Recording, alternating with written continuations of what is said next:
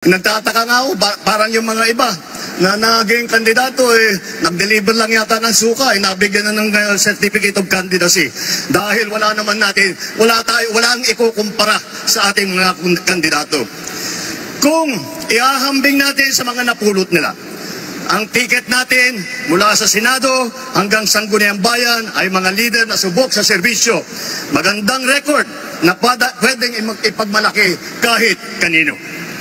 Kung kilatisin natin ng isa-isa, napakatingkad ng ating kakayahan, ng kanilang kakayahan at ng mga pambato para sa pagbabago.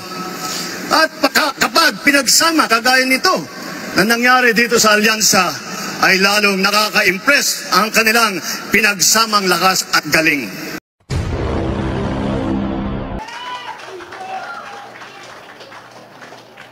Ako po ay nagpapasalamat at ako'y gabilang sa inyong programa ngayong hapon. Salamat kay Pangulong Duterte at ako'y isinama dito sa tinatawag nating Duterte Senatorial Candidates.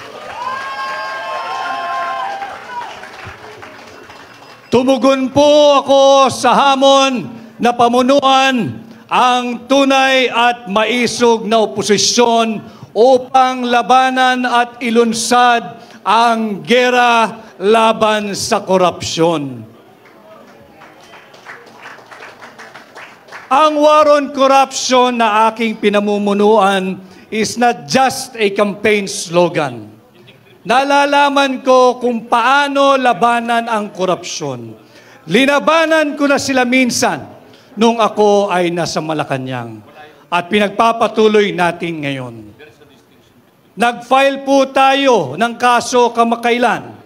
Linabanan natin yung anomalous, illegal, immoral, invalid, and unconstitutional and criminal 2025 budget.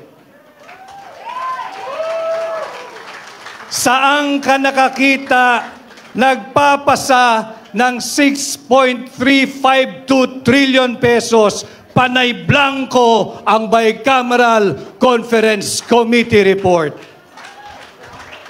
Sinasalaula tayo ng administrasyon ni Bongbong Marcos.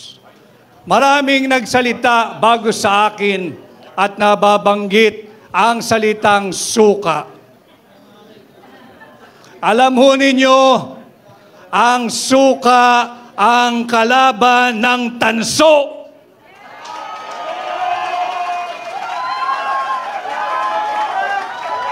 Ang suka ang kalaban ng pekeng ginto.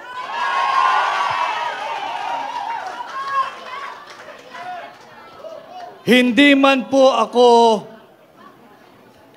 gumagawa ng suka, subalit nung ako ho ay bata, maraming beses din naman akong nautusang bumili ng suka ng aking ina. At wala pong nakakahiya doon. Sapagkat bagamat ako ho ay nakabili ng suka ng maraming ulit at nautusang bumili ng suka ng maraming ulit, may diploma ho ako at nakapagtapos ako ng kolehiyo. Meron akong diploma at nakapagtapos ako ng abogasya. At higit sa lahat, meron akong certificate na nagpapatunay na ako ay isang ganap na abogado. Kaya ako ay natutuwa kung ito man ang Team Suka. Isa po akong proud member ng Team Suka. At atin pong lalabanan ang Team Sinusuka.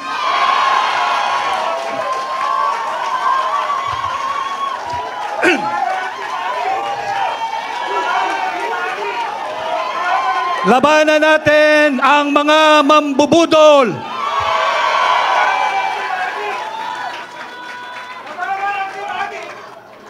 Sabi ni Konsehal Rani Ludovica, labanan ang team. Tutungo tayo mamaya dyan. Alam ho ninyo, tinanggap ko ang hamon na pamunuan ang tunay at maisog na oposisyon. ang tunay at maisog na senador ninyo sa Senado. At bilang senador ninyo, ating pong lalabanan ang korupsyon at sisimulan po natin yan sa pagbabantay taon-taon sa ating national budget. Hindi tayo papayag na pupunuin ng korupsyon ng pork barrel ng akap ng AIX. Babantayan natin taon-taon ang ating national budget nang sa ganon, hindi na magkaroon ito ng 28 blanco at nauwi sa tinatawag nating GAA. Subalit bilang senador ninyo, kailangan ko po ng katulong. Kinakailangan kong makasama sa tulong ninyo ang isang veteranong mangbabatas, matapang, magaling. Dalhin po natin sa Senado si Senador Attorney Dante Marcoleta. Ano ibig sabihin yan? Gusto ko lang sagutin. Ito, sagutin ko lang. In fairness, no? In fairness sa lahat ng mga mahirap na lumaki, nagbibinta ng suka na kagaya ko. Napakasakit po pakinggan na kami daw, yung aming team sa PDP, ay para nagbibinta lang daw ng suka, tapos binigyan ng COC. Anong tingin nyo kay Atty. Hinlo? Abogado yan! Atty. Jimmy Bunok, abogado yan! Atty. Rodriguez, abogado yan! Atty. Marcolita, abogado yan! Ako, hindi ako abogado. Pero, murag abogado. Ako lang, talagang, alam nyo, yung suka, maliit pa ako, yung lolo ko po, mananggiti. Alam nyo yung mananggiti? Yung umaakyat sa puno ng niyog para kukuha ng tuba. Sinasamahan ko yan every morning. Ako ang nasa ilalim ng puno, kasi yung tuba na kinukuha niya sa taas, binababa niya, ako ang tagatanggap. At yung tuba na kinukuha niya, binibinta niya yan. Kapag hindi nabinta ang tuba, kinabukasan, bahal na yan. Ano ibig sabihin ng bahal? Hindi na presko. Bahal na, medyo mapakla na yung tuba. Pagkapangatlong araw, mas lalong mapakla. Bahal pa rin ang tawag namin yan. Pero after the third day, hanggang 1 week and onwards, yung tuba ay nagiging suka.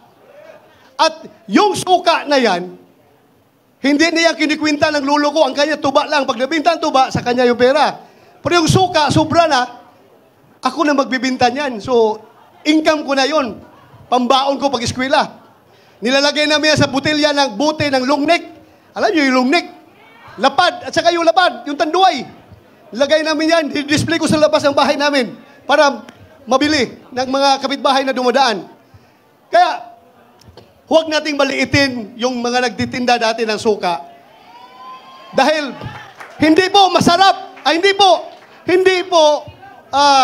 hindi po bawal mangarap ang isang nagtitinda ng suka na magiging senador. Ako ay nagtitinda ng suka, pero nakapag-masteral degree ako. Nakapag-doctor of philosophy ako. Naging PNP pa ako. At ngayon, naging senador pa. Kaya sa lahat ng nagtitinda ng suka dyan, malaki ang tsansa nyo na magiging senador. Hindi kasi, ito mga tao na lumaki sa layaw, yung hindi kumakain ng pagkain ng mahirap, baliwala sa kanila suka. Pero sa ating mga mahirap, very essential ang suka sa ating kusina. Dahil hindi masarap ang tuyo, hindi masarap ang bulad, hindi masarap ang daing kung walang suka. Kaya, sige lang, tawagin na nyo kaming Team Suka. Okay lang. Team Suka, basta importante, kami ang nagpapasarap sa ulam ng mga taong mahihirap. Di ba? Kasi kung walang suka, hindi masarap yung daing, yung tuyo. Masakit masyadong malunok yung kanin na ang presyo ay tag 50 pesos, hindi 20 pesos, ha? Hindi 20 pesos ang kilo ng bigas. 50 pesos to 58 pesos. Minsan naabot pa ng 60 pesos. Kami po ang tumutulong na malunok ng ordinaryong tao, yung kanin na mahal dahil sa suka na sinasawsaw yung bulad. So okay lang, tawagin nyo kaming Team Suka. No problem. Basta kami ang suka sa buhay ninyo. Ha?